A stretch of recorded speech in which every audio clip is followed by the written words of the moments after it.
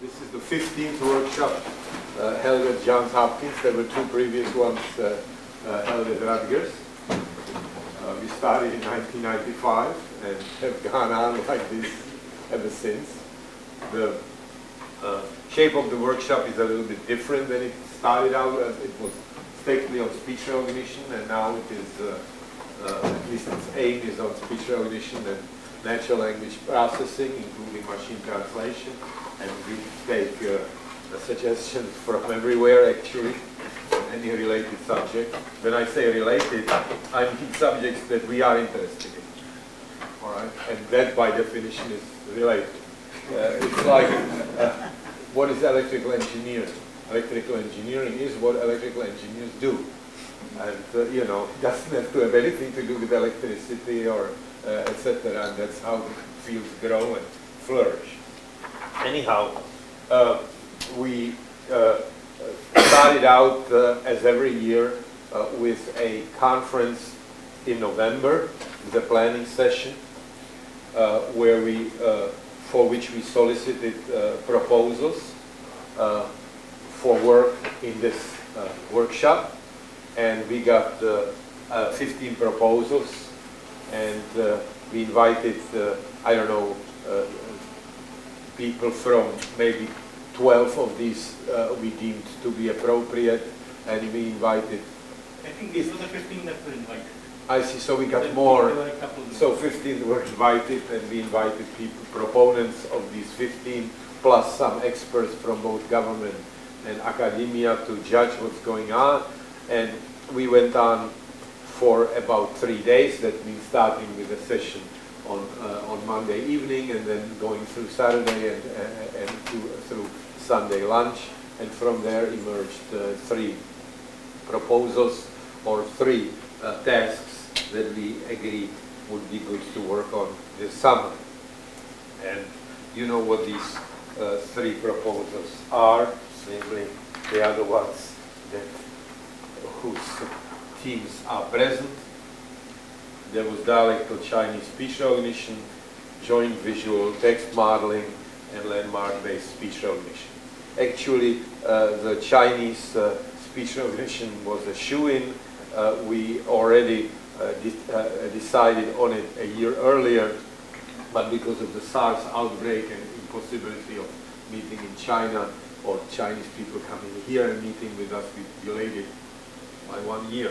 Now this year it was somewhat damaged too, because certain people, I mean the original head of the team, Thomas Zheng, could not get a visa. I understand from Sanjeev that he got a visa today.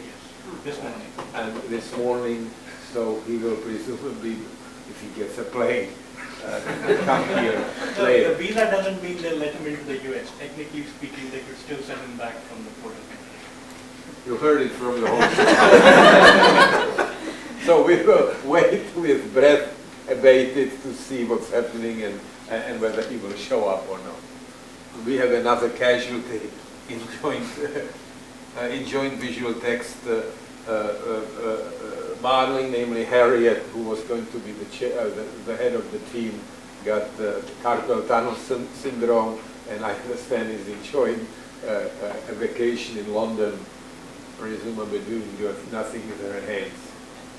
We invited her to do things here with her brain, but I don't know, she didn't think that was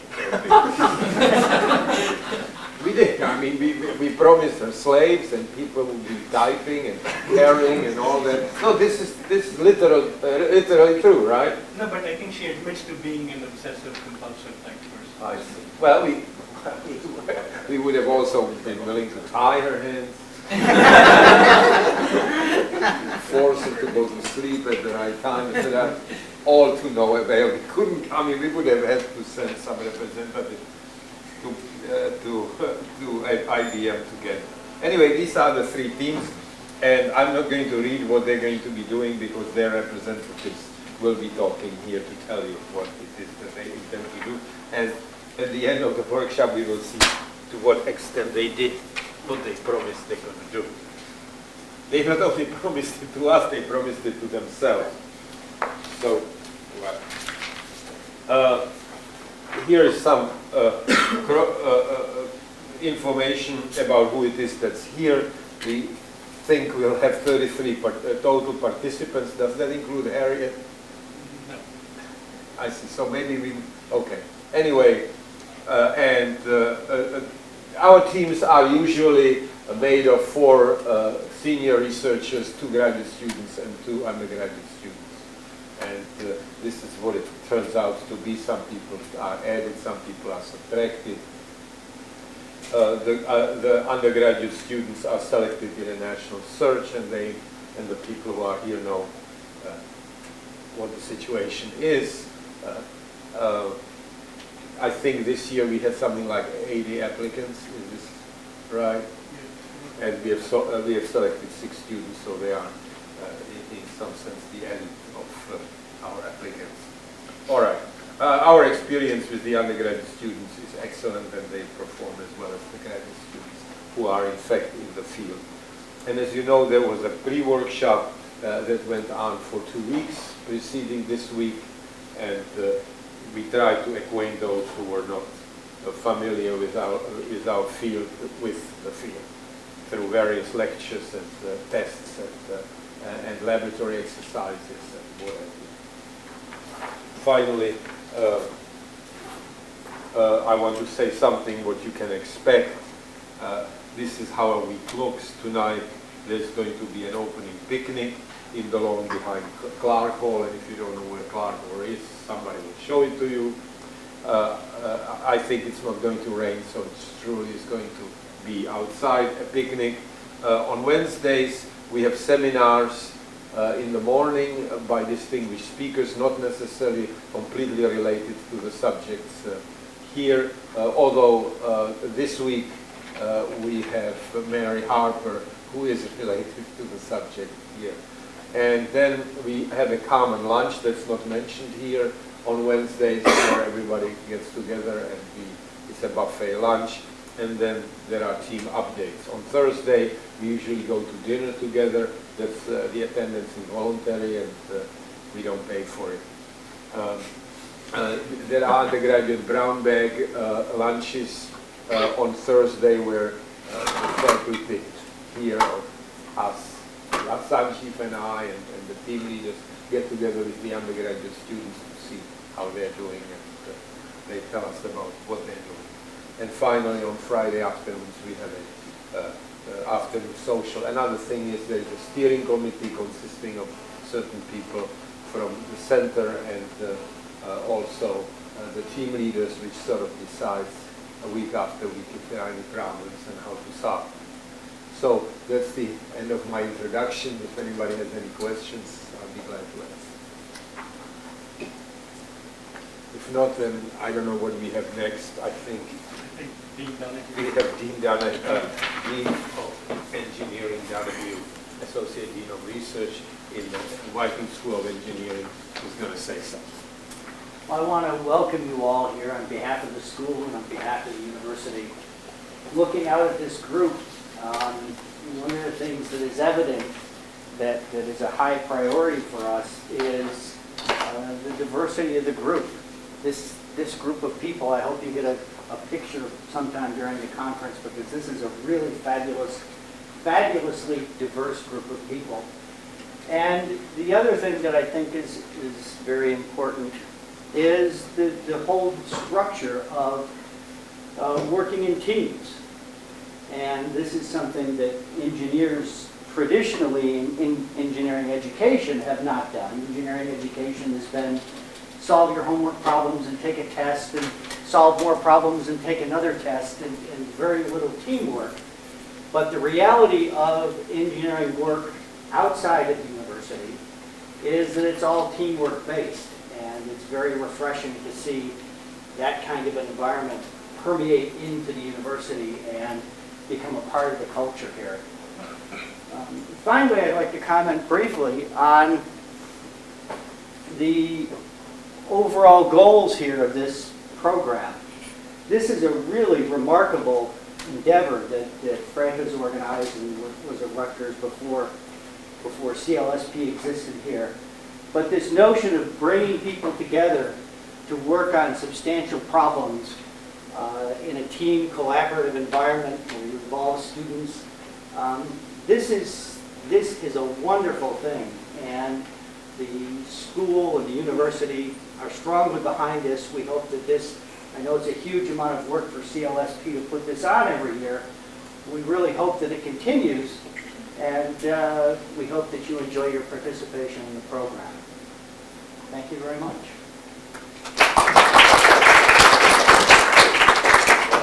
Thank you. Now, we were hoping for the workshop sponsors to come here, and every year they came, but this year they don't seem to be here, so we'll skip. There are all sorts of activities going on in NSF, for instance, Mari. Never mind. Everybody who we invited said they are terribly ungrateful that they are not. So, what's next? Next is... I'll give you a quick overview of what we've been doing in the recent past, Yes. and then we'll continue.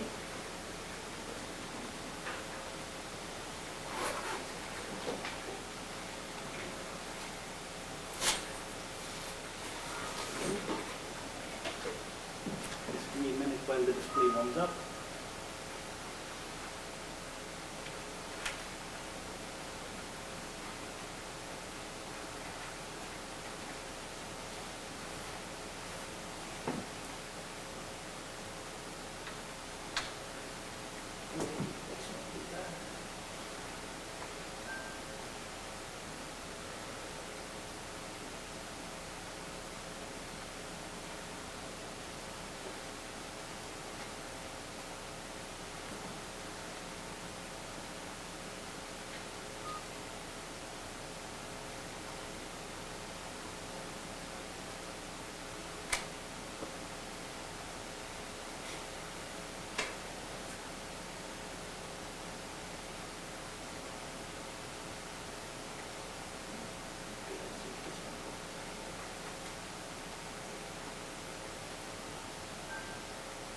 We can, let's wait to see what's on your mind.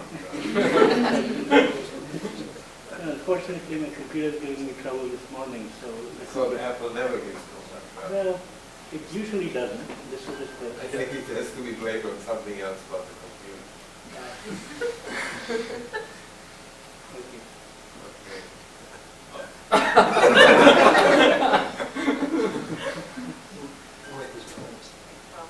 Okay, well, I apologize for this. Let's see if we can get this to behave.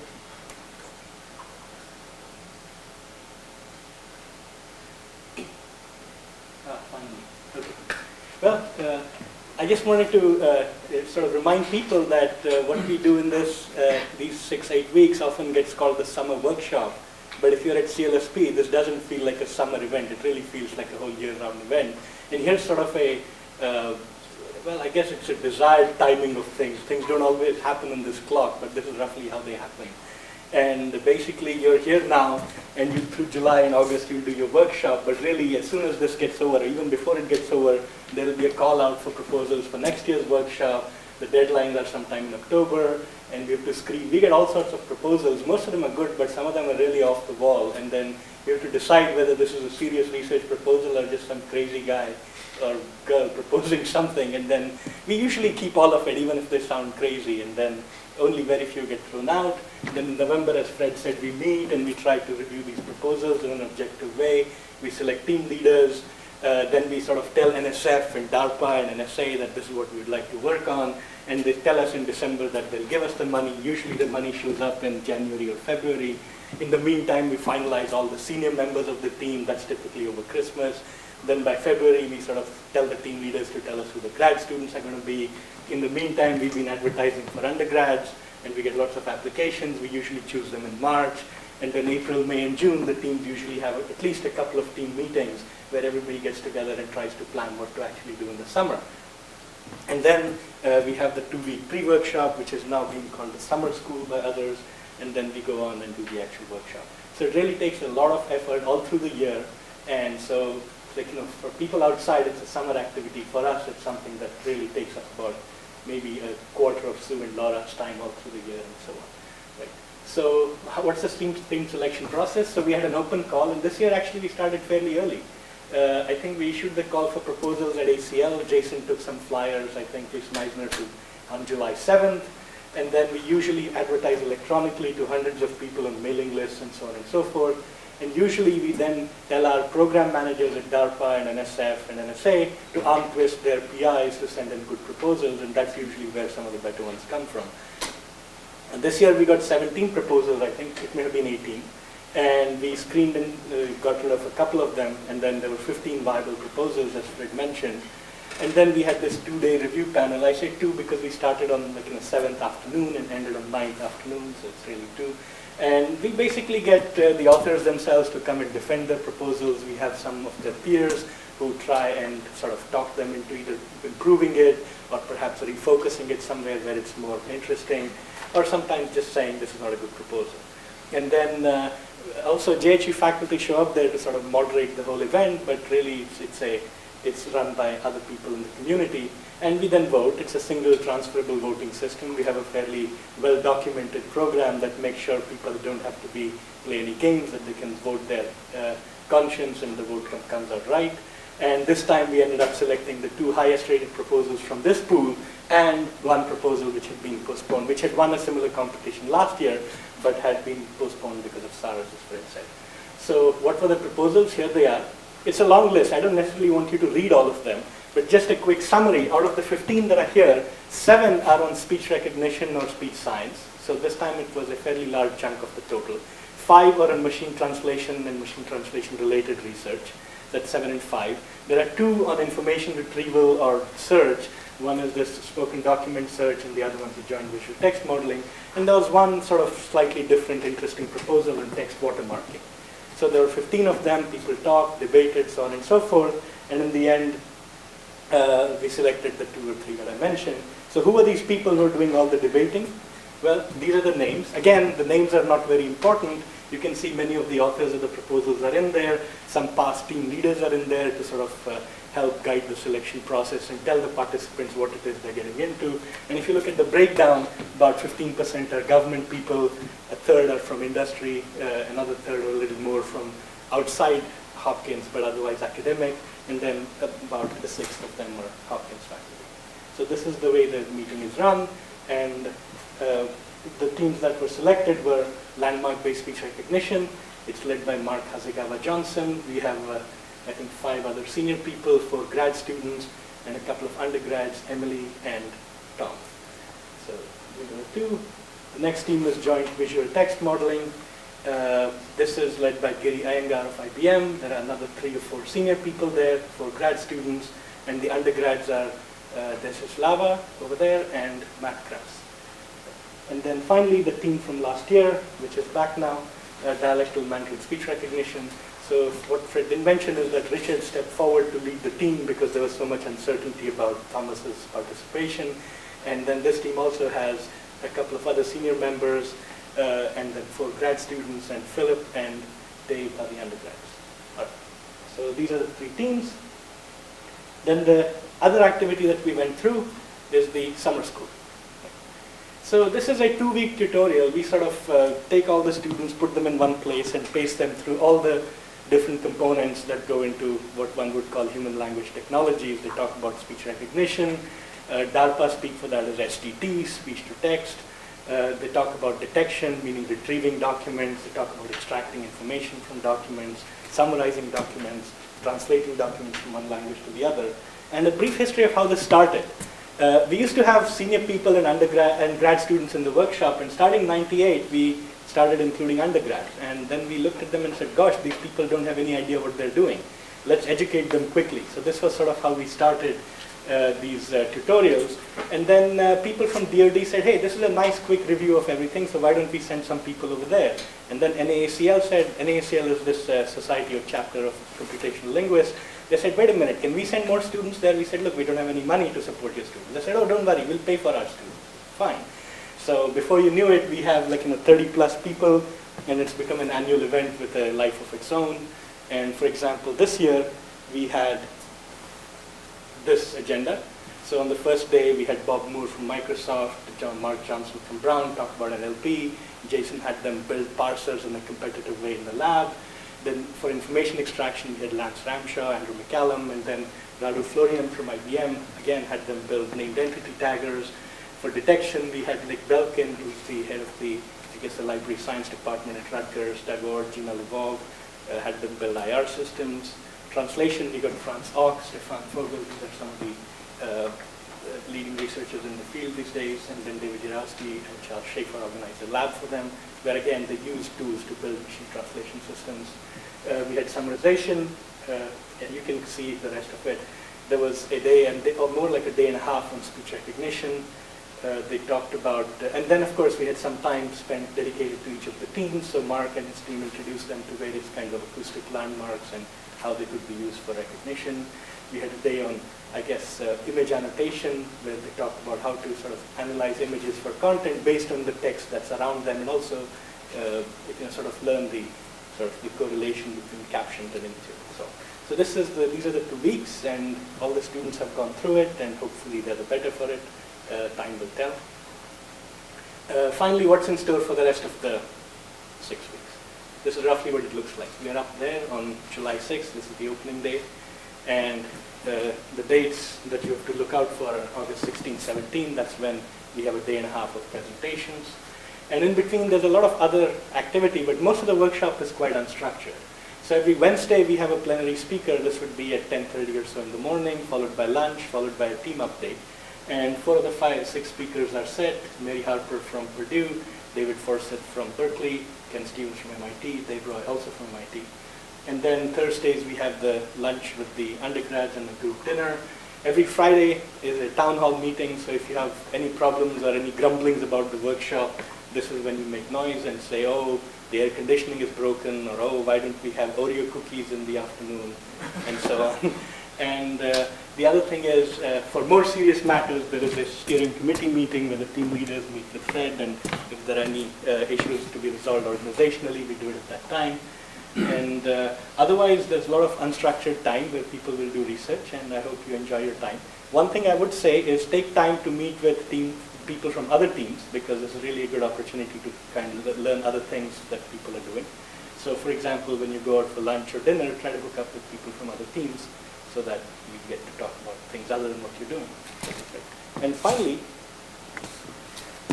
these workshop presentations, seminars, and so on are really open to the public. So if you know people in the area, or if some of your colleagues in your home institution want to attend, especially the final day's presentation, August 16, 17, extend them an invitation on our behalf. And if they need any help with logistics, they can contact Sue. And we'll be able to point them to, like, for example, a convenient hotel, how to get from BWI to here, and so on and so forth. And that's pretty much what's in store for you. All the best.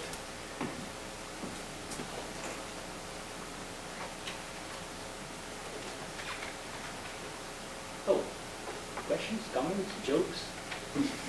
Okay, thanks. Well, maybe I'll put out the program slide.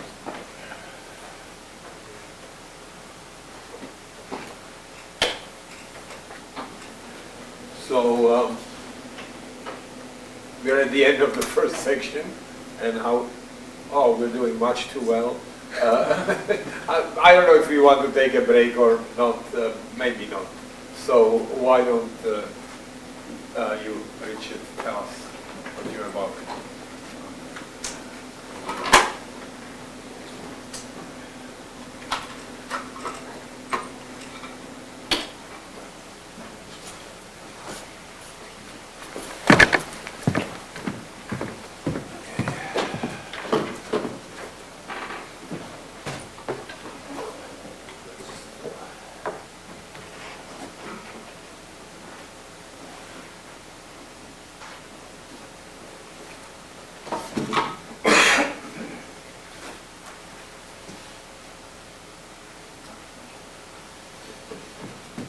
This is probably not going to help much, these speakers, but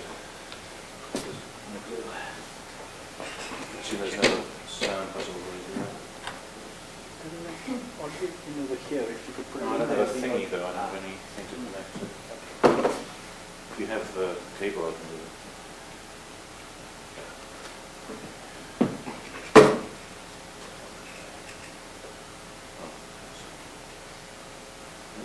Sorry, I didn't want to do that. Okay, I'm doing very well here. But we're ahead of time, right, Fred? Yes, we are. You think better than me? So talk about it. Marginally.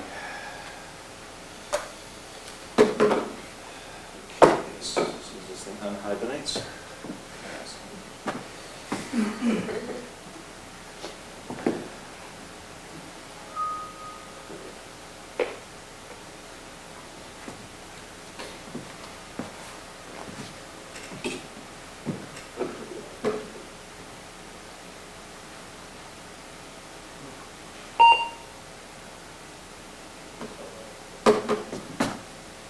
Coming out of here too.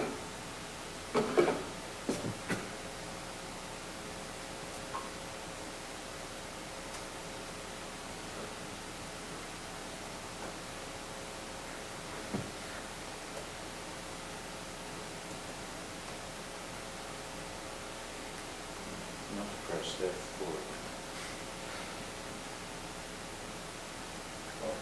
No, I want to. There we go. That's what I want.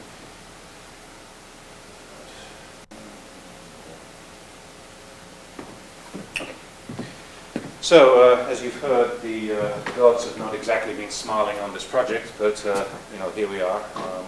So Fred very graciously asked me to take over as team leader after it was found that Thomas didn't get his visa, and apparently he does have his visa, so hopefully he will be here. So let me just give one little bit of background here. We're talking about Chinese dialect recognition, or dialect or accented recognition. I want to just make a couple of things clear. You'll hear the term Chinese dialects used to refer to languages like Cantonese and Shanghainese and so on and so forth. The Chinese term for that is Fangyan, so literally aerial language or something like that. Now, really, these dialects are really separate languages. They're only considered to be dialects of the same language really for more political reasons than linguistic reasons. And there's a common misconception about Chinese, which is that Chinese write the same but speak differently. Now, actually, this is true. So why is it a misconception? Well, it's a misconception in the sense that, well, the reason it's true is kind of for trivial reasons. That the reason that everybody writes the same is because when you learn to write in China, what you're learning is in effect a standard language. So you go to school and you learn the standard language, which is some variant of what we'll be calling Putonghua. Basically, the written version of that is what you learn when you learn to write and read in China. So what we're actually going to be doing here is not the dialects in this top sense, but Putonghua, that is the standard so-called ordinary language, or what's often called standard Mandarin. Okay. As spoken by people whose native language is something other than Mandarin, in this particular case, people from Shanghai. So they speak their native language would be an Wu language of some kind, mostly Shanghainese. Some of them are possibly from around Shanghai and wouldn't speak exactly Shanghainese, but it'll be some kind of Wu dialect. But they're speaking Mandarin because, to varying degrees, they've learned Mandarin in school, okay, or they've learned it as from day-to-day use. Just to give you an idea, now this is where the speakers come in, I just want to give you an idea of what the differences we're talking about are. So what I'll play for you are two kinds of differences. First of all, the difference between Putonghua, the standard Mandarin, and the Wu dialect, okay, so the actual Shanghainese speech. And then I'll give you a distinction between Putonghua as it's spoken by a native speaker of Mandarin and as it's spoken by somebody who's not a native speaker, who's a native speaker of Wu dialect. So hopefully this will be audible to people in the back. 有1200多个学生。 Okay, so that's Mandarin, okay? Now, even if you don't speak Chinese, hopefully this should sound somewhat different. Where are you going? 有1200多个我们。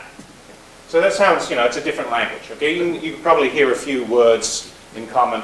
By the way, I don't speak Shanghainese. I got this off the web. I hope this is Shanghainese. It said it was. But you never can trust these things. Okay, so now you're going to hear the difference between Putonghua is, again, spoken by a native speaker. And for those of you who are native speakers of Chinese, you will undoubtedly have detected that the particular speaker in question comes from Taiwan.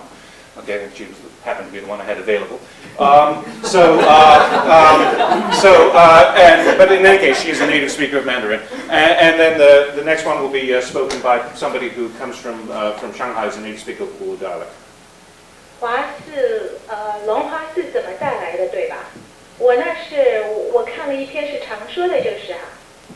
Okay, so she was basically imitating to the best that she could the sort of the manner of speaking of the native speaker who you'll hear now.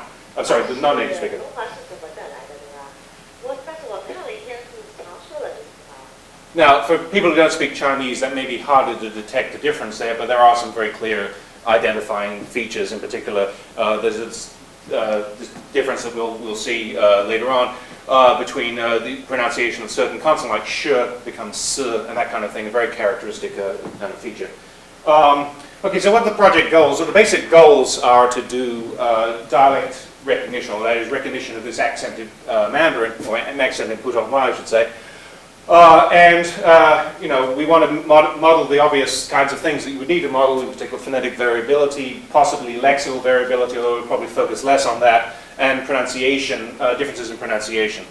And in particular, since we're assuming that we don't have a lot of data, and in fact we don't actually have a lot of training data, we don't have enough data to be able to train a dialect or accented specific recognizer, we're particularly going to be looking at methods to adapt an existing recognizer for Putonghua to particular regional dialects. Okay? So that's a standard kind of thing to want to do these days. Let me say a little bit about the data collection. So we actually have a database of 11 hours of 100 speakers with various degrees of Wu accents. They were collected in, I guess, a couple of different locations around Shanghai. They were coded for things like gender, obviously, age. It turns out the age and the next factor, education, perhaps not surprisingly, quite important. The level of Putonghua, that is, how well they seem to know the language, and then fluency, which is arguably different. I mean, you can be very fluent and still not know the language very well. The set of data was actually in two parts. We had red speech, and the reason this is kind of in fainter type is because even though we have this data, we're not going to probably be making too much use of this in the workshop, although we may make some use of it. Basically, the red speech was just having people read sentences that were written in standard Chinese, and in a few cases, there's a few hundred words of Shanghainese style words which are kind of inserted into the text to have them read things which were based on Shanghai vocabulary. As I say, we're not really going to be using that very much. The main set that we're going to be looking at, because it's more interesting and arguably more difficult, is spontaneous speech, and this was done in conversations with a native speaker of Putonghua, so somebody was conversing with these people, and basically on particular subjects which they got to choose. So they could be sports, policy, economy, entertainment, lifestyles, or technology. Now, I listened to actually all 100 of these conversations over the last couple of weeks just to see what they were like, and one of the things I noticed, I'm not sure why this is the case, but the policy and economy, all of the people who spoke about that, as far as I can tell, were men. The women never picked that topic. I don't know why. It just seemed to work out that way. We also had some data from Beijing speakers just to give examples of standard Beijing Mandarin. So we can use that kind of as a baseline, as it were. The other thing that was developed was a 50K word electronic dictionary, where each word would have the standard pronunciation as it would occur in standard Chinese, and also Wu pronunciation. The pronunciation that word would have in the Wu dialect, not in the accented Putonghua of the speakers. So, if there's any underlying influence of the dialect, then this would be useful data. Okay. I won't bore you with the details of the data set division, except to say that we've divided the data into a dev train, a dev test, and a test set, roughly 80, 10, 10 percentages. We split the data. I mean, there are too many factors to really split fairly according to all of the factors. So we looked at age, basically younger and older, education level, higher and lower, and the Putonghua level. We didn't explicitly split for gender, but it roughly worked out that we had a 50% male and female in each set. So the baseline system, we do have a baseline, just to see how well a standard recognizer would do on these data. Again, I won't bore you with the details. Basically, we took a standard Chinese acoustic model for spontaneous speech. Actually, we got it from here. And we didn't have a language model, really. I mean, we basically just assumed a simple syllable concatenation model, and we were actually scoring on the basis of syllables correct. So, you know, most of the work, as it were, is being done by the acoustic model. Now, if you compare the two sets, oops, sorry. If you compare the two sets we did this on Hub 4. So this is basically new style Chinese speech, standard Chinese.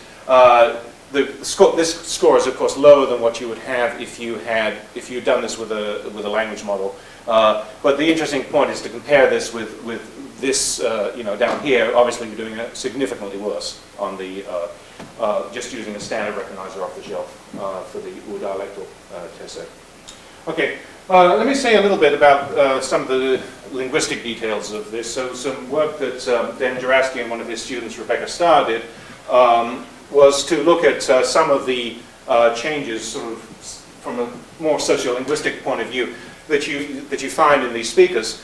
Now, what they chose to look at was this change that I alluded to earlier, the sh and j changes to s and z, and we'll call this fronting. Now, they also looked in the other direction. You get cases where things which should be s in, say, the standard language show up as sh in these speak, and that's what we would call hypercorrection. So, you know, they don't know how to distinguish s and sh, so they will often make them, you know, they'll often hypercorrect by doing the wrong thing. But right now, we'll just talk about the first one. They collected a bunch of instances of these in the corpus. In fact, they had about nearly 20,000 examples, and coded these by different factors: age, gender, education, and so on and so forth. And, you know, showed the various of these factors are important, but in particular, one of the main things that showed up was that age and education are really the best predictors of whether or not you get a standard pronunciation for sh and j. Okay, in particular, younger speakers, and they tend to be the better educated speakers too, tend to be more standard. Okay, but the other thing is to notice that, you know, you get anywhere between 15 and 100% standard pronunciation depending upon the speaker. Okay, so it's not, you know, it's not that there's sort of one way of saying it among all these speakers. There's a huge range. Okay, so this just shows that. Basically, what you see here is, okay, on the vertical axis is the percentage of fronting, so the lower it is, the more standard they are. Okay, on the horizontal axis, you have the age, so 25 to 30, 31 to 35, and so on and so forth. And as you can see, the older the people get, then the less standard they are. There's also a difference between spontaneous and read speech. Not surprising, people tend to be more standard when they're reading. Okay. So what do we conclude from this? Well, one of the things that seems to follow from this is that you need speaker-specific, or, you know, more realistically, speaker-type specific adaptation. Basically, you can't assume there's simply a Wu dialect dictionary, or Wu accent dictionary. You actually need to have some kind of measure of accent severity, for lack of a better term, and have some way of actually predicting that based on some small amount of data, and then sort of adapting according to what you think the speaker is. So what we're going to be looking at is three kinds of adaptation. Okay, acoustic model adaptation, lexicon adaptation, or you call it pronunciation modeling, and I'll say a little bit about language modeling. We don't expect that that's going to have much importance, at least for the data that we have. So for acoustic modeling, the basic point is obviously to come up with acoustic models which are appropriate for the speakers that we have. And let me actually skip over this slide and go to this one here.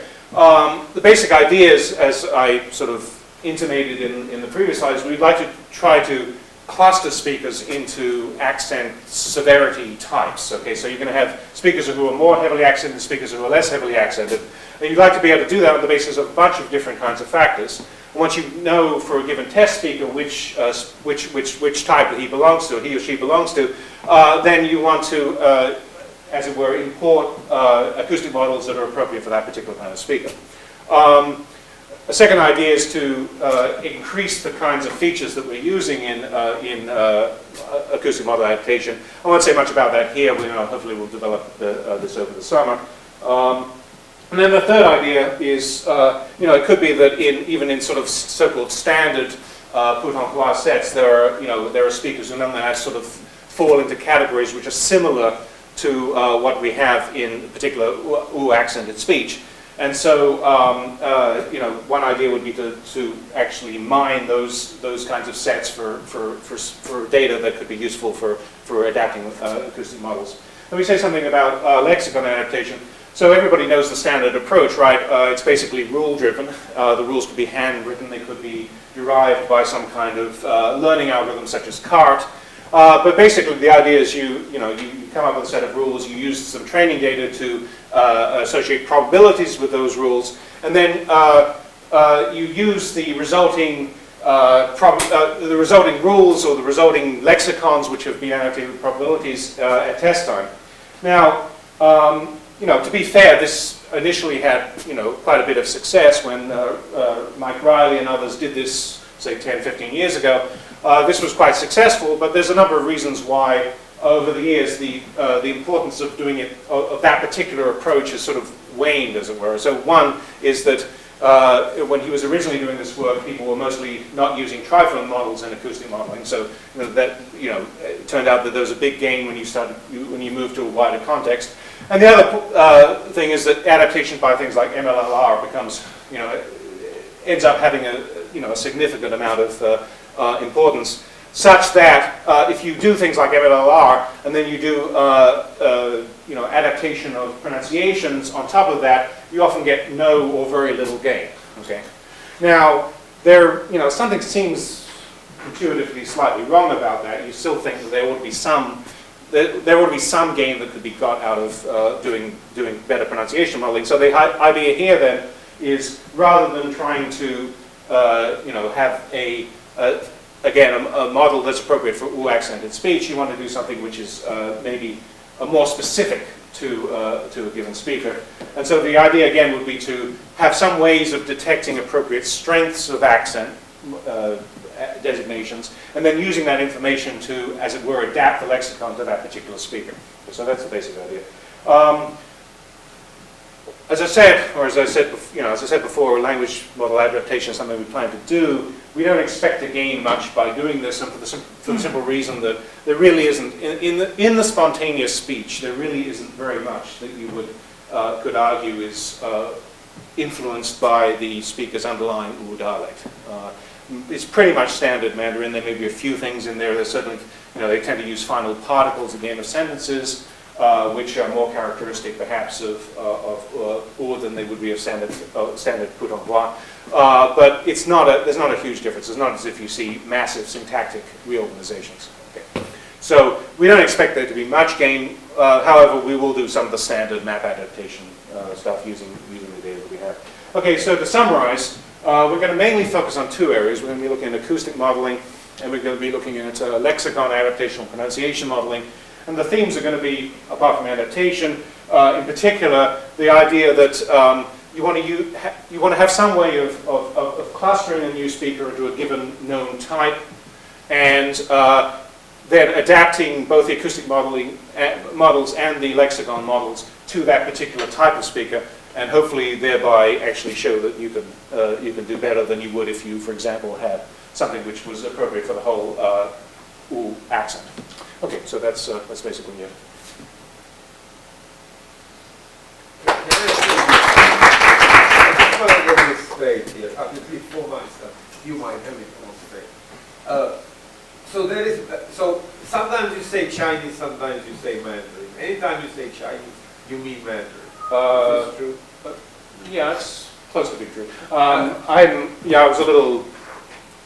It's hard to keep all these terms straight. Okay, so the terms we have to keep are, Putonghua, which is, I realize, a bit of a mouthful, but basically it's the standard. It's the common term for the standard language. Okay, so that's really standard Mandarin. So Mandarin. Okay. Since you raised the question, okay, so Mandarin. Properly speaking, Mandarin is a group of dialects. Okay, Standard Mandarin is the language, is the national language. Okay, so that's what I mean by Putonghua. Okay.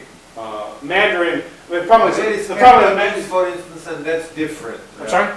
But there is Cantonese. Yeah, that's different. And that's different. That's clearly different. And every Cantonese worth his whatever soul will learn Mandarin in order not No. to be... Yeah, I mean, most Look down Cantonese upon. speakers do speak Mandarin, but again, So the whole nation, the educated people of the whole nation would speak Mandarin? yes, I mean, that's a fair statement. I mean, you can't really be educated. Now, of course, that's not true in Hong Kong necessarily, but in mainland China. Yes. Right. Now, Putonghua Putonghua, is going to be the manner in which they express Mandarin.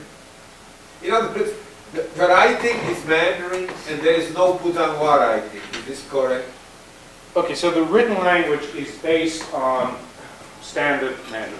Okay? It's a written version. Obviously it's not the same as the spoken version, but it is based on the standard language. So when you go to school to learn to read and write in China, you're learning that. Yes. And if your native language is not Mandarin, you will have to learn things which are not native to you. Right. Okay, and the Wu people are who? So funny. You don't understand the joke? Okay. Right, so the Wu people, the Wu dialect is, well, let's just go back to the map here. Yeah, exactly. Oh. Okay, so the Wu dialect is what I've actually circled in red, or outlined in red here. It's spoken mostly in Zhejiang province. So that's a Wu dialect of Mandarin. No, it's Wu dialect of Chinese. It's different. It's a different language. So it is not mutually intelligible with Mandarin. If you speak Mandarin and you don't know anything about Wu dialect, you will not be able to understand it. So why do you use the word dialect? Why don't you say that's the Wu language? Well, as I said before, the term dialect in China, there's this old idea, right? That, what's the difference between a dialect and a language? Well, a dialect is a language with an army, right? So here, this isn't a well understood point, right? So they're called dialects because there is a conception that it's all one and the same language. Much in the same situation with Arabic, right? I mean, Arabic speakers, even though they speak languages which may actually be mutually unintelligible, think of themselves as all speaking Arabic because they have this common culture and heritage. Same with China. I mean, it's basically, they're considered to be dialects of the same language, even though from a linguistic point of view, had things been different, they're certainly linguistically as different as any of the Romance languages are from each other, or any of the Germanic languages are from each other. Had the political situation be different, it would be considered to be different languages, but the political situation is as it is, and then they're considered to be dialects. So, but yeah, I mean, unfortunately, there's a huge amount of confusion in terminology, that surrounds all of this, which makes it very hard to understand what's really going on. But it's basically, Dan. Yeah, and just maybe to add one more clarification. If it wasn't for the political reasons, we would call this foreign accented Mandarin. But we can't call it foreign accented Mandarin because the people who are speaking it are Chinese. And in China, you can't use the word language to describe Shanghainese because it's politically not allowed. And you certainly So we have to call it a word dialect. for it. No, we certainly can't use the word for it because languages and ethnicity are tied in China. So for political reasons, we have to call this Wu dialect Chinese. But in fact, this is foreign accented Mandarin. And the foreign language they're speaking happens to be one of the Chinese languages, Shanghainese. But I assume that every language which we call dialect has, honest to goodness, dialects as well. Yes. Oh, yes. Yes. This So Wu has many, there are many dialects of Wu. You go to Shanghai, you have one. You go to Suzhou, there's another dialect. You go, around Zhejiang province, you'll find many dialects. And, I'm not sure in the situation in Wu, but even, among those you may have dialects which are not mutually intelligible. Probably not in the case of Wu, I'm not sure. But in any case, it's, they are, full-fledged languages with their own dialects, which are, so. Exactly right. Is there literature and are there writings in Wu? Well, that's part of the reason that these are often not considered languages, because most of these, with the exception of Cantonese, which does have a literary tradition, most of these languages do not have any written tradition. I mean, it is, of course, possible in principle to write them, but people generally don't. So this is actually a problem in Taiwan, where, a lot of Taiwanese speakers are trying to up the status of their language. Taiwanese are southern, and the problem is that there's no standard writing system for it. There's no standard way of writing it, and so they have to invent something. As I say, the situation is somewhat different in Cantonese because they do have a tradition of writing, and in fact you can actually buy Cantonese newspapers will have noticeably Cantonese vocabulary, noticeably Cantonese syntax in them. But that's the unusual situation. Most of these dialects, languages, whatever you want to call them, do not have a standard writing system. And that's always been true. Why did you choose the dialect? Why did we choose the Wu dialect? I guess there wasn't. I actually don't know why Wu was chosen originally. Was it as opposed to all the others? Do you remember the particular? I think it was the economic importance of Shanghai and the obvious choices were either Cantonese or Wu, and there had been some work on Cantonese and Wu hadn't been looked at, and it was, it's the most important economic center.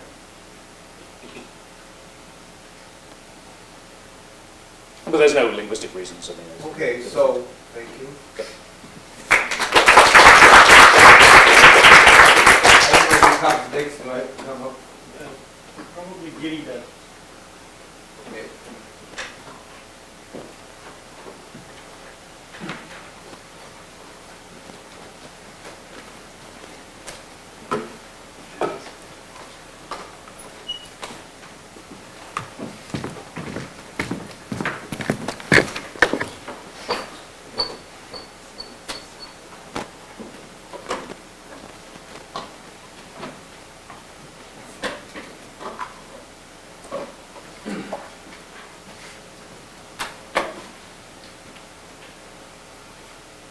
Good morning, everyone. My name is Giri Iyengar. Work for IBM Research, and I've been working on multimedia mining for the past 4.5 years or so. And today I'm going to talk to you about what we plan to do in the joint visual text modeling for the multimedia retrieval. It's one of the 3 teams. Before I get started into what we're going to do, I just wanted to introduce the team members. Sanjeev already mentioned Desislav and Matt, and Shaolei, Brock, Pavel, and Paula for the graduate students, and the senior research members are Pinar, myself, Sanjeev, who also joined our team, and Dietrich, who's going to be a part-time member, and Manvata from UMass Amherst. Okay, so big picture. So some of you might remember this from November when we presented this. So what we're after is that, given a multimedia retrieval system, what we want to do is the system is presented with an information need, such as find me clips of Yasser Arafat, and whoever is using the system might give an example to the system, which might be a picture. And the system has to go and retrieve it and come back and give clips like this thing, which is a good match here. Right? And typically people that have built these systems have done it in 2 separate, completely distinct manners. One is purely text system, which runs either on the ASR, or on the pure text, so coming from closed captioning. And then they would do a pure text retrieval system using their copy systems or the different kinds of text modeling. And then on the image side, a completely independent system which looks at the image features on the perceptual cues that come from the images and try to retrieve the same similar kinds of documents. And then what happens is that finally a combination between the 2 happens, a late fusion kind of scheme, which then ranks these 2 documents together and then gives a final rank for each of the documents in the system. There are obvious problems with this, is that what happens if I make a mistake in the speech recognition, which happens all the time? Or what happens if the particular image cue that is given to you is not like what is there in the image part of the system? Both of these systems are going to fail. And wouldn't it be better if you can have the text system give cues to the image system saying that, oh, it's a Yasser Arafat, it's a named entity, so it must have a face. Something even as simple as that. So you want to retrieve back documents which contain faces. You want to tell that to the image processing system. Likewise, you might want to tell something from the image side to the text side. Say that, expand the query in this particular way. Use these different words. So you might want to do things as simple as that. And what you really want to do is you want to use both the information both from the visual channel as well as from the text channel to model it efficiently. That's what we plan to do in this workshop. Right? So what we're going to do is we're going to expand the notion of a document having words and a query having words, and people doing language modeling based retrieval, which is very popular these days, and expand that notion to have a document comprising words and list terms. In a moment I'll define what I mean by list terms. And then having a query which comprises words and list terms, we want to retrieve the documents using that. That's what we want to do this day. Right? So what I'm going to talk about now is what do I mean by list terms, and then I'll walk you through one path to our system. One of the basic retrieval models, and how we can use ideas from machine translation, how we can use ideas from relevance modeling and hidden markov models to help us handle these problems. And if time permits, I'll talk about what the task is and what the thought process to at the end of the presentation. Okay, so coming to VisTops, right? Unlike speech recognition, where we have this nice fundamental unit called phones, which we can take the acoustics and then convert that into words, we haven't discovered something equivalent of that in computer vision yet. So we have to come up with our own vocabulary. And one common way to do that is to come up with a data-driven approach. So what you do is that you take these image features, like color, texture, what have you, and then run VQ, create your own vocabulary, and then use that to build objects and events and locations, what we find after. And when we do something like that, I'll call them as VisTops to give an similar analytic force. So let me walk you through one of them, right? So given an image such as this, I want to extract the color histogram. I might want to extract the color movements from them. I might want to run an edge detector through an image and then extract edges, compute their orientations and so forth. I might even run a different, I might look at the gray level co-occurrences and then compute statistics of these, compute statistics of these matrices. And here's an histogram. What I do is that I look at all the colors and then just count and plot, get an empirical PDF. These histograms can be estimated from the entire image, or you can just run a rectangular partition through the image and extract it from different regions. And or you might even want to do is that you can take an image, run an automatic segmentation algorithm. This is, as an aside, it's running EN, fitting a full covariance Gaussian mixture to each of the image pixels and then segments it that way. And you get these different regions and you can extract features from each of these regions. These are different ways in which you can extract features. And then you go to quantize them to compute to get your VisTops. Okay, so the different models that we're going to do is that given that we have queries and queries comprising words and VisTops and documents comprising words and VisTops, what you really want to do is you want to build a matrix such as that, which allows us to go from one to the other. Right? One thing that you can do is you can build a unigram language model, which is just computing how often a particular word or how often a particular VisTom occurs both in the document and the query. And obviously this still has the same problem that I mentioned before. I'm still modeling the two things fairly independently. The other thing that I can do is I can make the word system more complex, more elaborate, which is such as there just as an approach is suggested by Berger and Lafferty, right? You can think of the query as a translate of the document, and then you can apply machine translation ideas. But yeah, I think they even fitted model 1 and model 2 to this particular problem. What we want to do is that we really want to translate between words and VisTops. So for this particular thing, we'll apply machine translation models, relevance models, and achievements, and elaborate more as we go along. And likewise, we want to do the other counterpart. We want to convert the document words into query VisTops as well. We may be able to use similar ideas from these systems to build up models as well. Okay, so here's a little bit of math. Given a query comprising words and VisTops and document comprising words and VisTops, one approximation we may be able to do is assume that the word part of the query and the visual part of the query are independent given the document.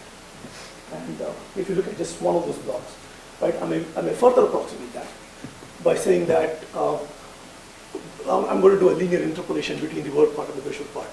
Right? So I'm delinking between the words and the visual part. So if I look at the highlighted block now, that's a fairly standard language modeling retrieval system that we're not familiar with. So I'll focus on this block, the different kinds of models that we can do for this block. So we have visual terms in the document, and we want to extract words to the query. So this is like a translation problem. One approach that people have done, including Pinar, who's part of the team here, is try different applications of IBM Model 1 and 2 for this particular problem. So here is a piece of work which looks at, this particular example, the tiger, looks at a large collection of images with their captions and tries to run this automatic segmentation algorithm, the kind that I showed before, and then tries to label which part of the image represents the tiger and which part represents the grass. And I think it was an application of Model 1 for this particular problem. And you gets a reasonable result on this database. And you may argue that this is a fairly well-constructed, it's from an image side, it's a fairly simple database. But Pinar has tried this on a different kind of problem as well, where she's looked at the track width corpus, which is much more complex, which is like broadcast news data. And this particular one was, I think, 1940s to 1970s kind of video, so it has a lot of image processing problems to deal with, a lot of noise and a lot of color artifacts that we had to deal with. And in that, running IBM Model 1, she's able to discover that Statue of Liberty are the top 1 to 3 words to annotate these particular keyframes, which is fairly good. And the other way you can think of this is that look at a large collection of training images using something called a relevance model. What it's trying to do is it's trying to build a joint model between words and wisdoms and using a training collection. So you might have a collection of, say, annotated images where you have the wisdoms extracted using your image processing, and you have words doing as captions.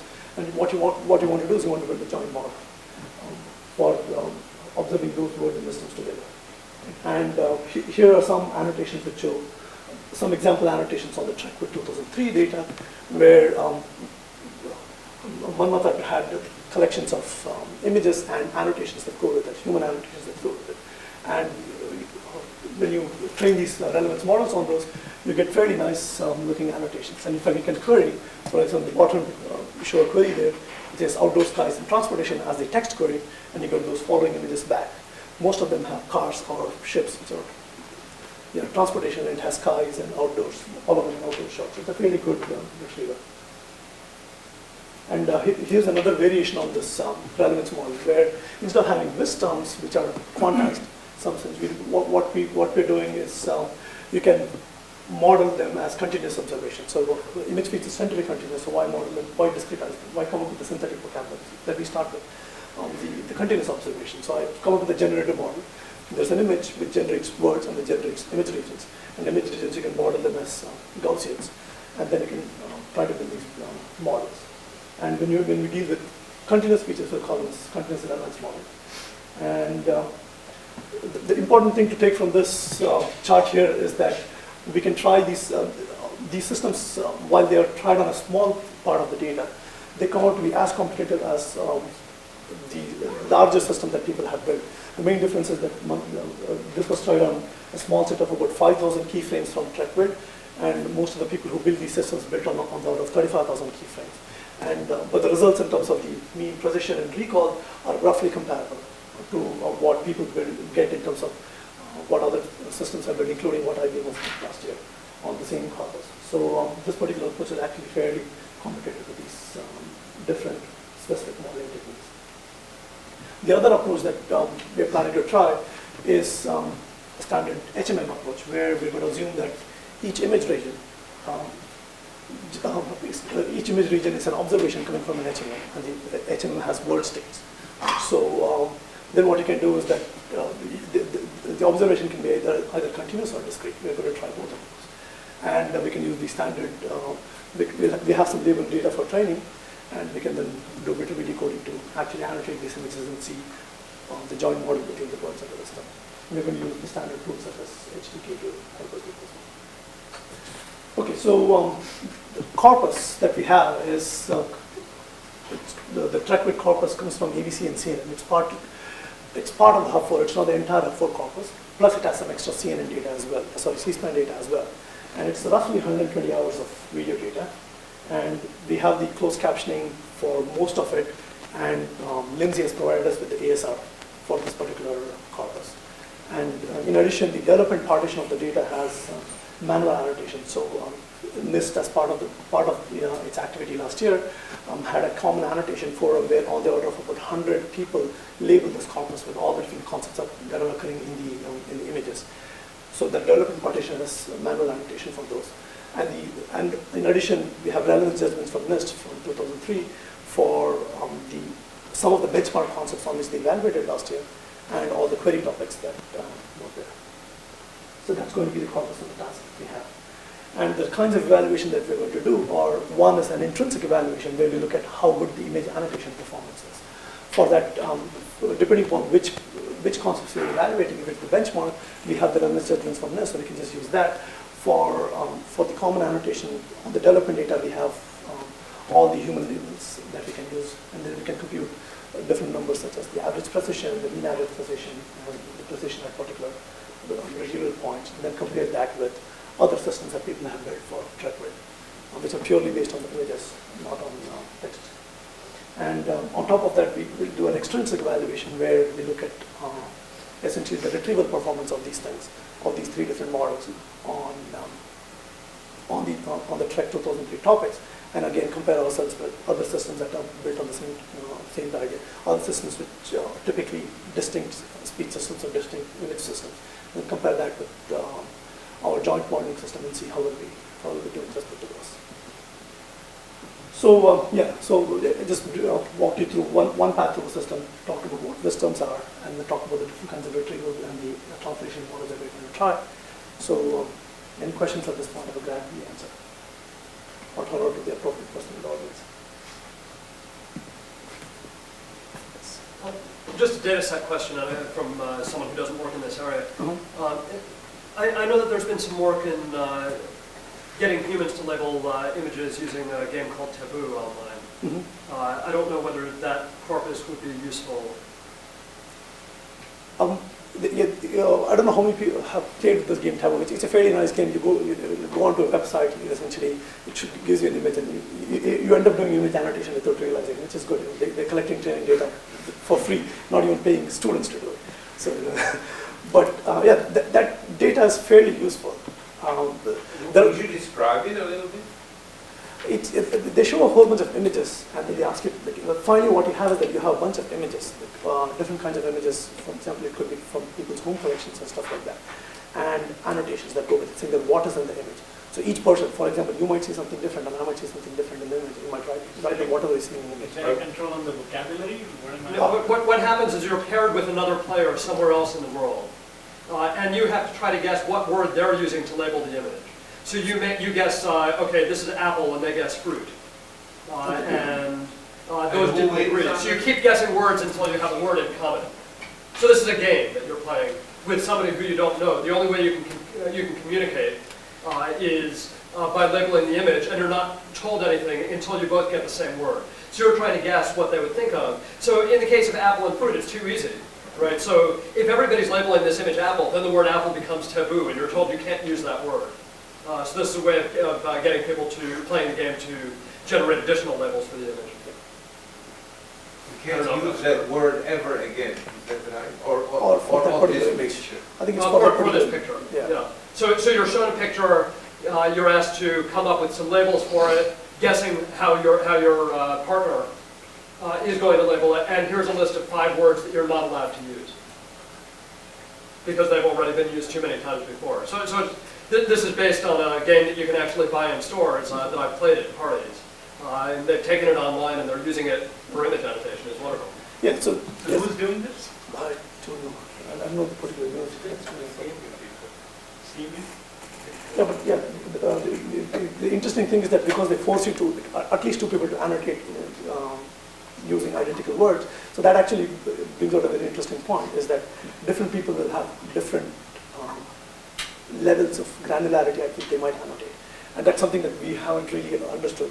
That's a fairly well-known problem. In fact, there are people in Cornell who are the library science people who have done these kind of research, and they say that inter-annotator agreement in images is fairly low. It's on the order of maybe 50% or 60%. It's very, of course, they've done it on the order of 1,000 images using about 10 or on the order of 10 subjects or so. So they're trying to scale it up to a bigger experiment, but that's about what they get. So it will be, yeah. Oh, I had a different question.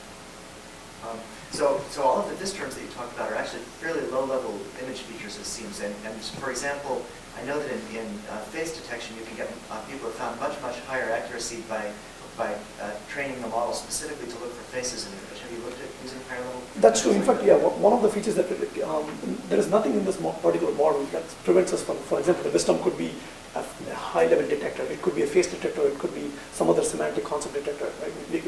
We just want a tokenized vocabulary. In fact, one of the features that we're going to do is actually use a face detector. But having said that, the beauty of these models is that they allow you to go between extremely low-level feature and these mid-level to high-level features in one common framework. That's what makes these models really appealing. But face detection is a fairly well-studied problem. There are probably on the order of dozens of PhD theses which have looked at face detectors, and people have done amazing things with that. And we all have them.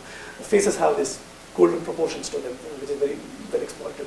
So, how many of you are familiar with golden proportion? So so it's the 1.618 number. So it's all human. Pretty much everything that you see in nature has this proportion to it. even that is exploited. When people build face filters, they exploit those kind of things. So you can actually extract semantic features from the face, or you can extract colors Yeah, or depths from or each you face. can even do simple things as does this image contain a face or not, right? You can say, oh, it contains one face versus two.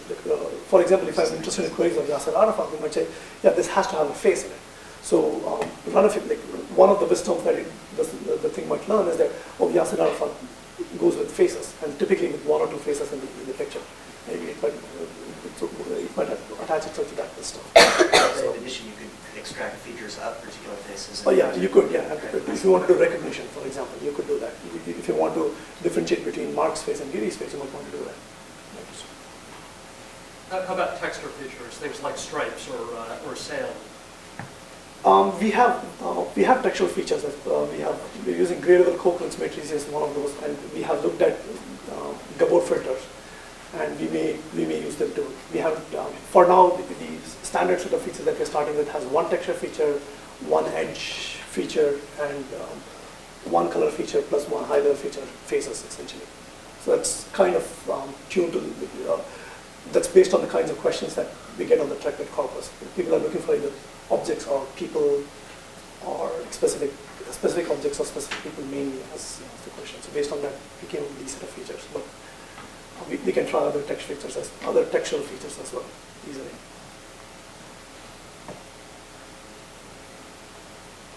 Okay, questions? I want to see what our situation here is from a time point of view. So, I see. All right, we can go on. I thought we might take a break now, but we're now where? We're now 10:40 and we're way ahead. Well, all right, so who's talking? Yes, you are, so, Mark. And then we'll have a break.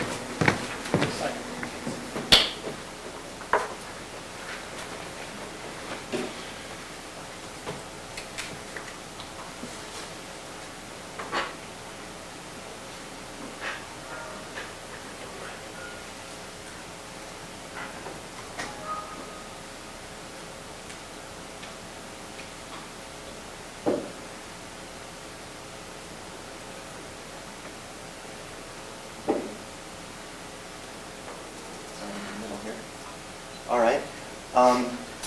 This is our team, landmark-based speech recognition. We have faculty from University of Washington, Berkeley, DARPA, and SRI, and we have students from around the country, including some students who will be here all summer and some students who are in fact participating remotely because they're interested in the project. The goals of the workshop, really we're focusing primarily on two aspects of what's traditionally called the acoustic modeling problem in speech recognition, and we've actually broken that into two pieces. One could be called acoustic modeling, meaning specifically looking at the relationship between phone distinctions and acoustic observations, spectral observations measured in the signal. And the other looking at something that could be called lexical modeling or pronunciation modeling, and that is looking at the relationship between the phones with which a word is supposed to be pronounced, according to the dictionary, and the phones with which it's actually pronounced in spontaneous speech. And those two things are often quite different. And then we're evaluating our work because we need to have some, because there's been a lot of work on these subjects in the past 50 years or more. We need to have some sort of a fairly strict evaluation. And so our evaluation is actually doing a lattice rescoring task on the DARPA EARS lattices generated by SRI and by BBM. Here's a quick overview of the structure that we're trying to build. The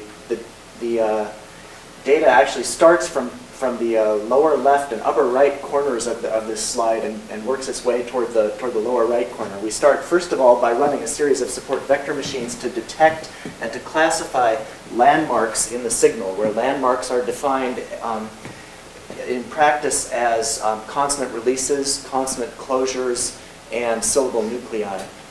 We then try to detect those landmarks and classify them, both using soft decision frameworks for both of those tasks. At the other end, we start with lattices that have been previously generated by using the first pass recognition system, and those lattices provide a series of word hypotheses that are time aligned. They tell us what is the proposed start time and end time for each of the words that we're trying to match to the signal. And then we have a pronunciation model that tries to match those word hypotheses against the phoneme probabilities that are being generated from the signal. So here's a brief outline of my talk. The scientific goals of the workshop, let me just go through the talk rather than stopping to spend time on the outline. The scientific goals of the workshop really are, as I said, acoustic models to learn the most precise but at the same time generalizable models that we can of the relationship between the acoustics and each distinctive feature, to represent a large number of pronunciation variants but in a controlled way. The task of pronunciation modeling is typically done by listing multiple entries in a dictionary, but people have found that if you list more than about 1.5 entries per word, there are too many options available, and so it adds to the confusion of the recognizer rather than reducing the confusion of the recognizer. So we want to increase the number of variants of each word, but we want to increase it in a controlled way and in a context-dependent way. And finally, our technological goal then is a rescoring task that reduces word error rate of the speech recognizer. The resources that we have include speech data. Right now we're working with 6 to 8 corpora, depending on how you count it. We're working with NTIMIT and with the ICSI transcribed subset of Switchboard, because those have manual phoneme transcriptions, which are extremely useful for training these support vector machines. We're working with a rather larger subset of Switchboard 1. And then finally we have 3 development test and evaluation corpora. The 2001 evaluation corpus we're using for development test. The RTO3 development test corpus we're also using for development test, and then the RTO3 evaluation corpus will be our final evaluation corpus. Yeah, I'll come back and talk about the word lattices later on.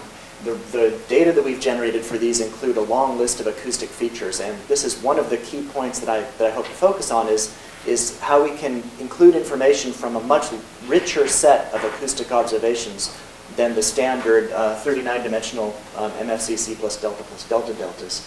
So we're starting out with MFCCs because they're the standard speech recognition features, but we're starting with 2 different window sizes. A 5 millisecond skip with a 25 millisecond window is the standard that's used in most speech recognition systems. A 1 millisecond skip with a 4 millisecond window is really a very coarse sort of representation, but it's observed very, very often. And basically it gives us information like the energy once per millisecond and the spectral tilt once per millisecond. We're looking at 2 different measurements of formant frequencies. One is computed using a standard LPC-based analysis. Another is computed using a mixture of LPC and SVD signal subspectrum-based analysis. And then finally we have, well, actually not finally, but then we have some knowledge-based acoustic parameters, and finally we have 2 auditory models that we're generating using to generate acoustic features. One is some features that Shihab Sharma has developed in the past 2 or 3 years, and another is Stephanie Seneff's auditory model, which is somewhat older. I've mentioned distinctive features. Phonological distinctive features, distinctions among phonemes, are a topic of tremendous contention among linguists. I'm trying to sidestep most of that contention. To me, a distinctive feature is any binary partition of the set of possible phonemes. So we're looking at any way of taking all of the phoneme distinctions that you want to make and cutting it up into a binary distinction. We're looking at, in particular, 2 different kinds of distinctive features. One is sometimes called an articulator-free feature, is sometimes called a manner feature. These are things like, is it a stop or is it a vowel? Is it a stop or is it a nasal consonant? The manner features that we're looking at right now are speech versus silence, which we're calling a manner feature. Consonantal versus non-consonantal, continuant, sonorant, and syllabic. And then all of the other features. Place of articulation, things like, is it made with the tongue blade versus the lips? Voicing, which is only salient for fricatives and stops. Is it voiced or is it unvoiced?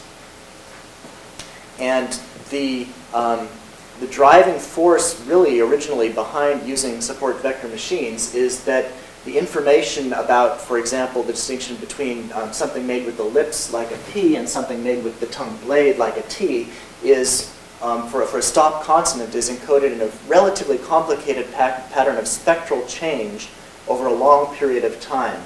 These are 150 millisecond spectrogram chunks, and you can see that in general, at the T release, you have a lot more energy in the high frequencies right at the burst of the T than you would at the burst of the P. And then you also have a different pattern of change of the spectrum over time moving into the vowel. That phoneticians would describe this by saying that F3 of the T comes down as you move into the vowel, whereas all of the formants of the P rise in frequency as you move into the vowel.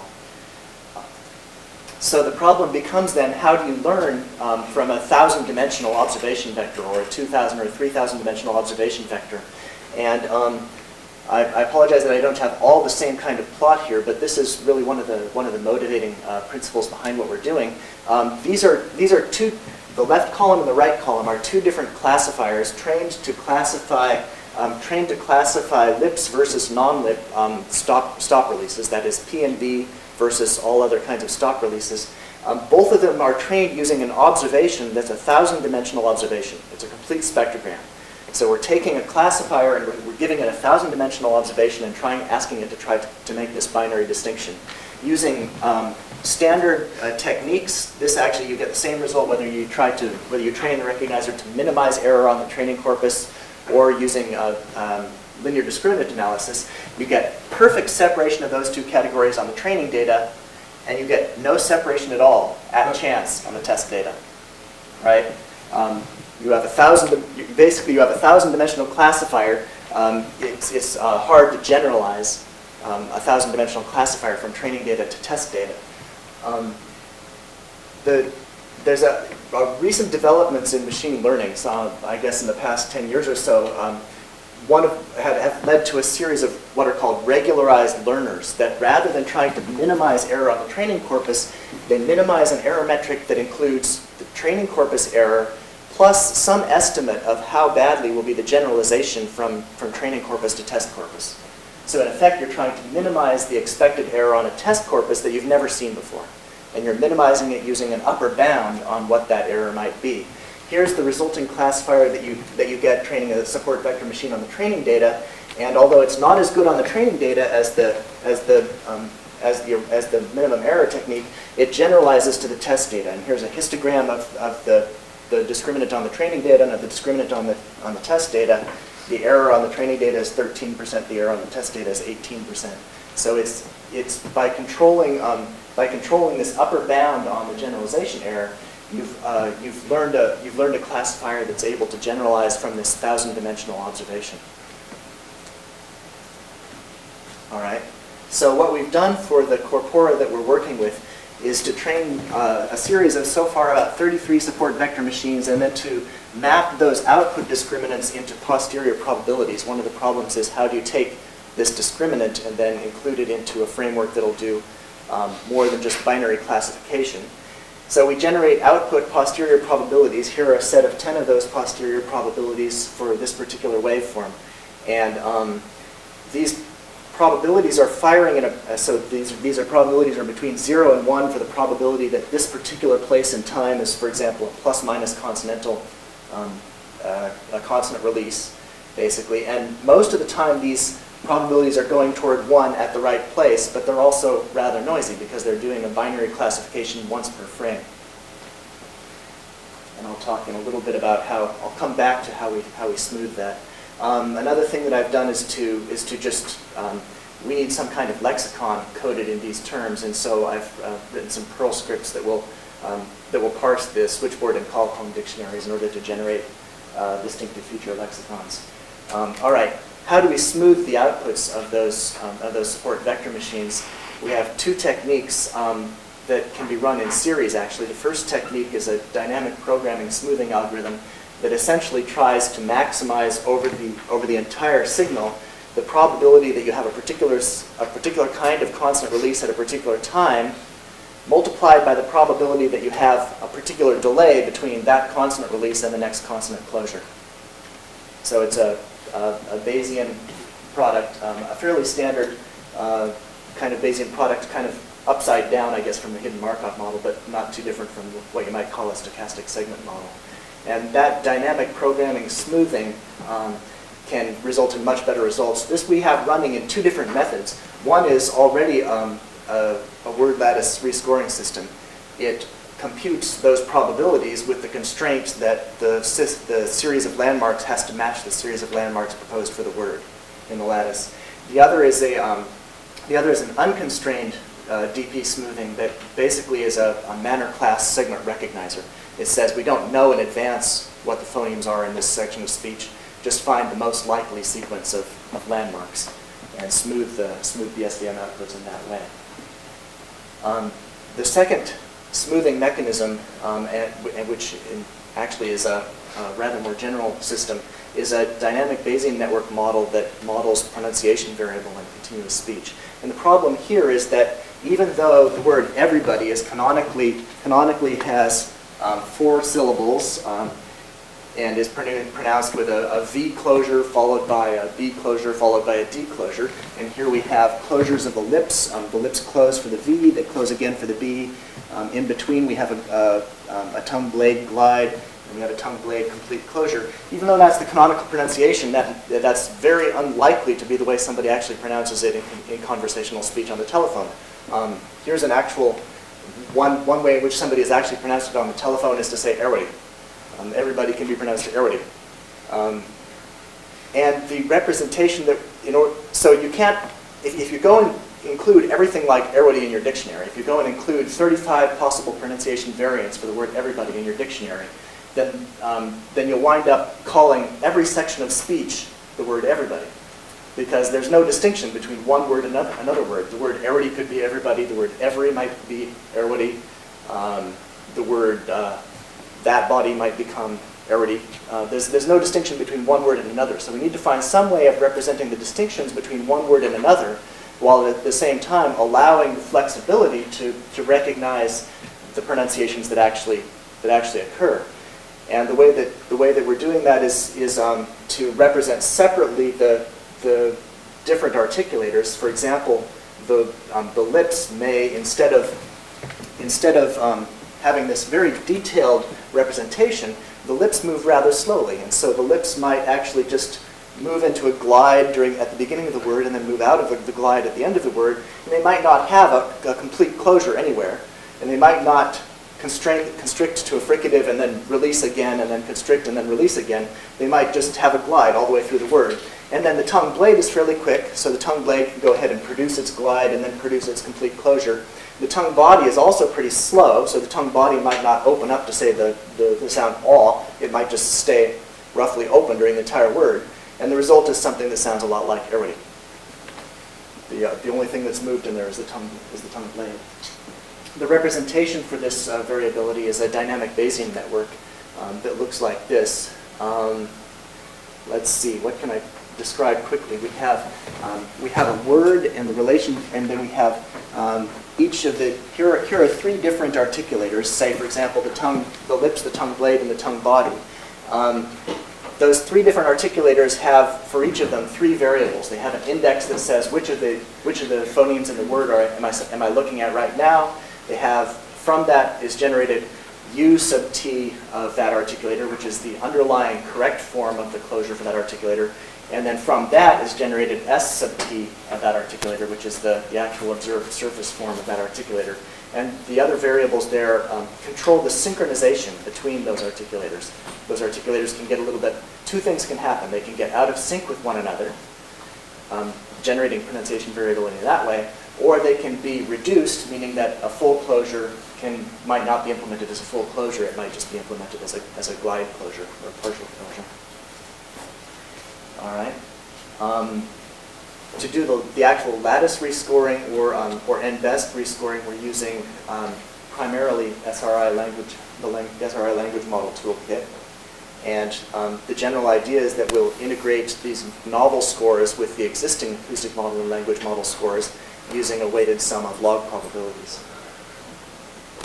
The lattices that we have been contributed by Andreas Stolke at SRI and by Owen Kimball and Spiros Matsoukas at BBN. We have lattices for the Rich Text 2003 DARPA competition, and we have lattices for the 2001 switchboard evaluation. And here's a little bit of analysis of the kinds of things that happen in those lattice. We discovered that most of the errors in the lattice seem to be function word substitutions. In fact, 6 of the top 8 are function word substitutions. The kinds of errors that we get in terms of the phonemes involved seem to be primarily consonant confusions. In fact, more often onset consonant confusions than coda consonant confusions, but that depends a little bit on which set of lattices you're looking at. I think that in the BBN lattices we had more coda than onset. I mean, these are results not employing your technology. Right. Right. Right. So these are the base. These are the baseline. These are, Yes? And if this is an analysis of the one best or of the lattices? This is an analysis of the one best.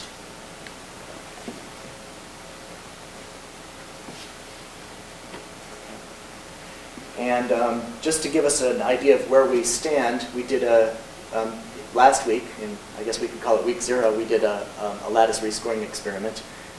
We did unconstrained smoothing of the SVM outputs using one that's event-based dynamic programming system.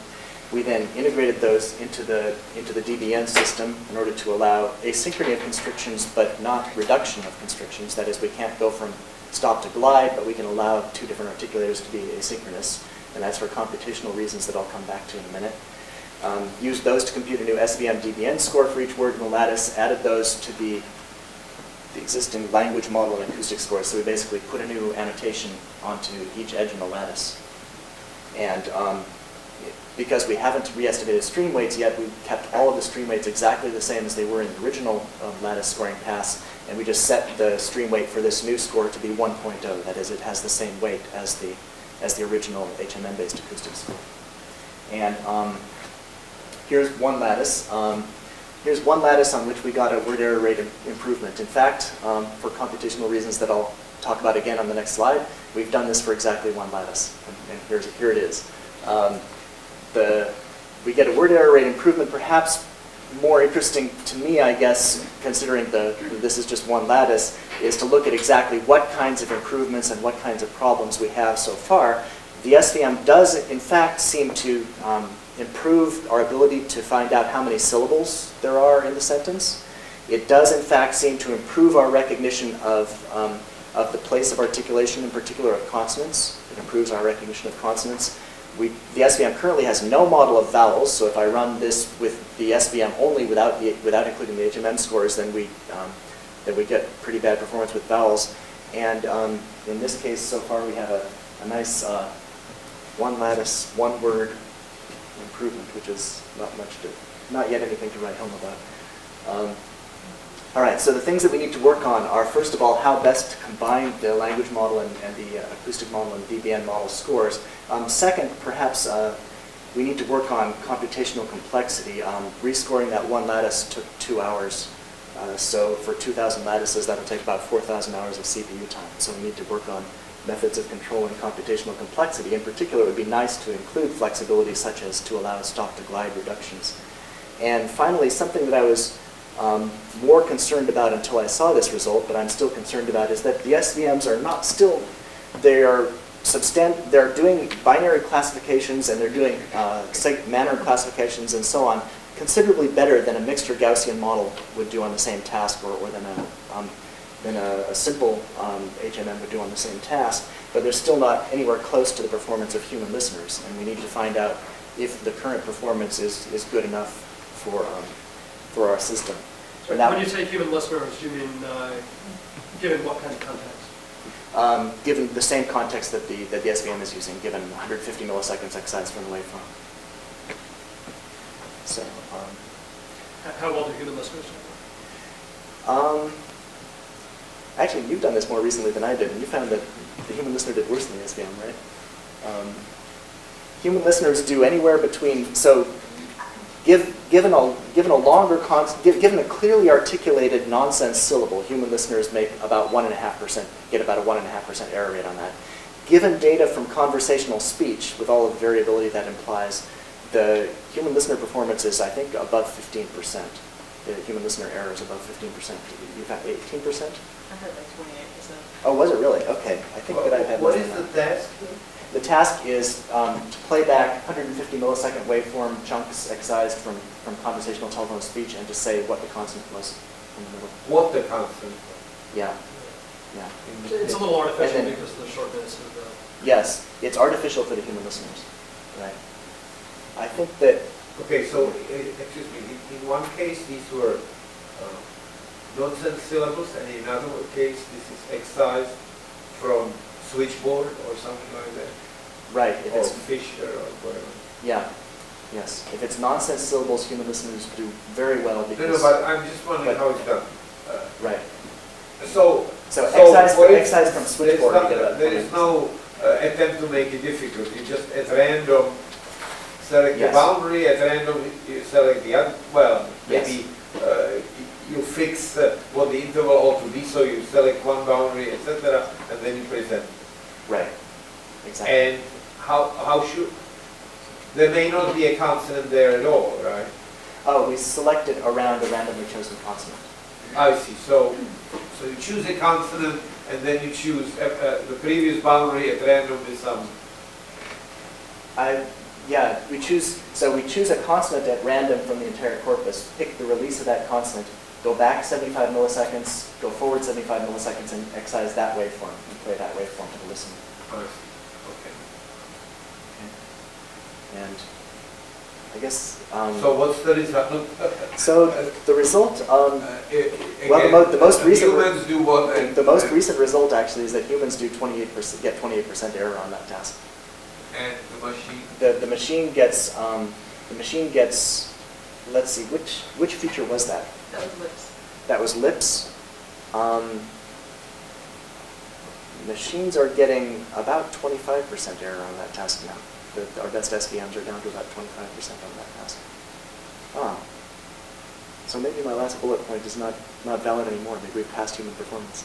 It wasn't a very carefully controlled experiment. Okay. I mean, it's really hard because of the artificiality. What you'd really like is to get spontaneous nonsense speech or something like that. Yes. Yeah. Yeah, or- What's artificial about if it's done the way Mark described? You just said it's artificial. I'm asking you. Because you know your language processing device isn't trained on 150 word. I'm sorry, 150 millisecond snippets of speech. It's The way not the that. SVM is, yeah. You might be very good at doing it. You know, if you had a little bit of running, run up to prepare you and run off or something like that. You know, it may just be that you are only good at getting the phonemes No, in no, I the understand. middle of some longer I string of speech. understand. I understand. So we got to foul up the SVM somewhat. I mean, we're too good to the SVM. It's not that the humans should not be able to do that, but that the SVM should not be told ahead of time. Shouldn't be told ahead of time exactly how much speech is going to be seen. Yes, exactly. Yeah. Well, I mean, there's two ways to fix it, right? One is to foul up the human, and the other is to I'm sorry, No, one, is no, to, no. one is to make things easier for the human by making it a more natural task, and the other is to give the SVM the same advantages that a human would have by adding a language model, which in fact is part of the project itself. Okay. Yeah. All right. So, so given that those are the problems, well, our schedule really is the first thing we want to do is to try more lattices. We have the SVM scores for 20 lattices, and hopefully by tomorrow we'll have lattice rescoring results for 20 lattices. Sometime by about a week from now, we want to basically automate to some extent this process of generating word scores for a large set of for the 36 conversations in the development test corpus, and then automate to do some stream weight training, perhaps on best lists, and then do a complete rescoring experiment for the RTO3 development set. We also want to train SVMs using all of the acoustic observations that we have. Right now we have them trained using a subset of those observations. And then we have targets August 7th to have everything in place for our final evaluation experiment, and August 10th to actually have our final evaluation experiment performed so that we can do a little bit of post hoc analysis prior to the final presentation. So in summary, there are two problems that we're focusing on. One is how to use a very, very rich set of acoustic observations in order to study the relationship between the acoustics and the distinctive features. In a sense, you could, although we started out thinking in terms of binary distinctive features, a lot of things have led us to constrain the problem to binary distinctive features. You could say that it's constrained to that because the best performing regularized learners currently available are for binary distinctions. The binary support vector machines tend to perform better than multi-class support vector machines. The other problem that we want to look at is the problem of increasing the flexibility of the pronunciation model without overgeneralizing or overgenerating pronunciation variance. That is, to generate variance in a controlled way, in a context-dependent way. And we want to do those for a lattice rescoring class. That's all I have. Any questions?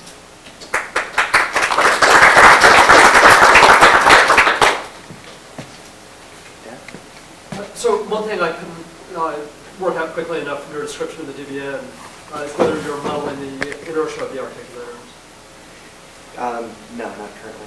Yeah, okay. Well, so actually, yes, in a sense, there's a transition probability from one degree of closure to another. The degrees of closure are highly quantized. There's completely closed, fricative closure, glide closure, regular open, and wide open, basically. And it's more like the articulator may learn that it has a higher probability of moving from a regular opening to a glide opening than of moving from a regular opening to a full closure. But in fact, right, but it's not going to give you something like a Sagasaki targets model. No, no. It has no complete model of dynamics like that, no continuous model. Other questions? Question about your feature, front-end feature extraction procedure. You're using the same standard MFCC feature, like spectral processing, fixed frame size. Do you think it's a little bit like outdated and suboptimal? Have you ever heard of about the chaotic nonlinear features from the chaos theory and some other new methods doing like front-end feature extraction? And another question, do you think that the future front-end feature extraction for speech recognition will have to be speech synchronous? Let me answer the first question first because there's a more certain answer, and that is that we're trying specifically to include a much, much richer set of acoustic observations than the standard MFCCs. We're including, our set of observations right now include what you could call spectral observations, phonetic observations, and auditory observations. The spectral observations are MFCCs because we need to do some sort of compression of the FFT spectrum, but they're MFCCs computed with two very different sets of parameters. One is basic, with a 1 millisecond skip and a 4 millisecond window, we're looking basically at the energy once per millisecond. With a 5 millisecond skip and a 25 millisecond window, we're looking at the spectrum the same way that a standard recognizer does. The phonetic parameters include the formant frequencies, and they also include some timing parameters such as the subband aperiodicity of the signal, the aperiodicity in different subbands of the signal, and other knowledge-based measurements that look at relationships among spectral energies. And then finally, the auditory modeling measures are based on two different auditory models. CENF's auditory model includes the mean rate and synchrony in a number of critical bands. Sciama's rate place model actually looks at the rate. I think it looks primarily at the rate of change of the center frequency within a subband over time. So it's in effect it's a set of chirp detectors, kind of a set of Gabor filter measurements. These, in theory, I think that this representation is set up to look at any acoustic features that you could throw at it. And I would like to look at even more features than this, but we've had to select some that we're going to focus on for the summer, and these are the ones that we've been able to come up with so far. Actually, James Kaiser said something like, in order for speech processing to move forward, we have to drop FFT. How do you think about this? That yes and no. So let me say what our results are so far. Our results are so far that we can get tremendous improvements by adding other features to the FFT-based measurements. But usually when we drop the FFT-based measurements and instead use other features, usually we get a performance drop. So I think that the FFT-based features are still getting something that so far we haven't been able to get with the other observations. Is that- Well, the second part of the question, which different from that? That's a really interesting idea, and I haven't thought about it at I all. mean, it's an old idea. Yeah, but yeah. It's a good idea, I haven't thought about it. Any other question from anybody else? Yes. Yes. When you train your SVM, you need a training time. So you need to build it, and can you build it such that it's really perfect, that you know exactly the class? Or do you have some errors here? And you take it into account after all? We take it into account currently in two ways. We're training the SVMs, so far we're getting better performance if we train the SVMs using manual transcriptions. That's why we're using the NTIMIT corpus and the ICSI corpus. And second, there are still some errors in the manual transcriptions, and so the SVM training procedure we're using actually discards a certain number of outliers, discards extreme outliers before settling on the final SVM. So in addition to, the SVM has a built-in mechanism for ignoring errors that are above a certain threshold, but you can also, if it's too far beyond that threshold, you can actually discard those outliers before settling on the final classification boundary. And I'm not sure if those two are sufficient to solve the problem of incorrectly labeled data or not, but that's what we have so far. All right. Now, we have a break, but we're 15 minutes, we're, 15 minutes ahead, 20 minutes ahead. So, I don't know, we ought to take advantage of that. Maybe 11:05 we should be in Schaefer 100, which is one flight up, and there'll be all sorts of talk. Here, of course, is scheduled a 10-minute lunch, so we don't want to push you that far. I think that's an error. It should be 1:25 from 11:55 from. But who knows when we're going to end? I mean, I think we're going to end much earlier. Anyway, there'll be team meetings. And we have reserved certain rooms for you. Fred, move away from the screen. Oh, a good idea. You All also right. project the shadow. Oh, well, right. So I will point out that this is wrong, and these times all of them will be wrong because we're ahead of schedule, but this is going to be correct. And I think we'd like to have a steering committee meeting at the end of it. Where do you, what rooms? We'll have a room probably in Clark Hall for the steering committee meeting this afternoon. Does everybody know where Clark Hall and all that stuff is? Why don't we do this? I'll gather the people who need to be for the steering committee meeting, and I'll take you there to Clark Hall. Yes, so shall we have it at 3 o'clock? 3 will work. Team leaders, do you think 1:30 to 3 is enough for the initial team meeting? Well, it'll have to be. Okay, 3 o'clock. 3 o'clock steering committee meeting. So now I have 10:50. So let's have a 10-minute break, and then at 11 we're going to gather in room 100, Schaefer 100 for additional instructions. Right. Still a lot of food over there.